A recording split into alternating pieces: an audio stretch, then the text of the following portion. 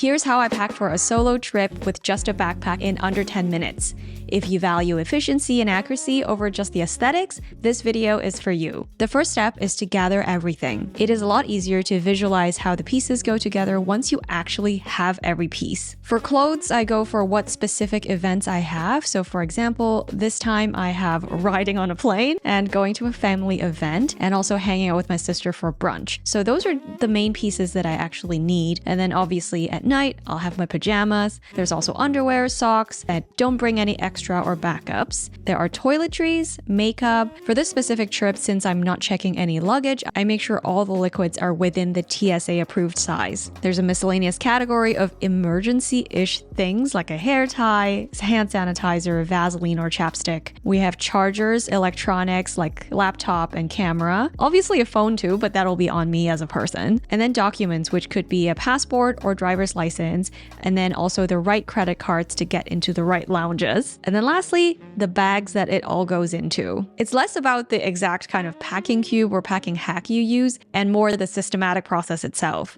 In this big compartment, usually I have it separated out with all the removable dividers for camera gear. But since I'm not bringing all of my camera stuff this time, I'm actually going to use this for clothes and for the gifts I have for my sister's dogs. I'm gonna have so much more space after I leave this with her too. As with my usual approach, I put the bulky and irregular shapes at the bottom, and I use the socks and underwear and the unwrinkly items to pad the edges.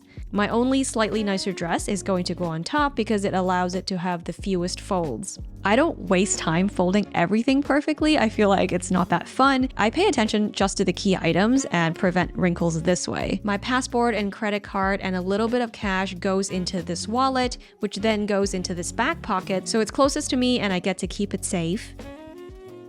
All of the chargers for my laptop and phone and electronics go up in this pocket, so it's easy to find. In this top compartment, all the weird-shaped toiletries and medicines will go in here, as well as my Ziploc bag of all the liquids. If you have TSA pre-check, you don't really need to take this out, but I still like to just keep it all together, just in case. And then lastly, my laptop goes into the back pocket.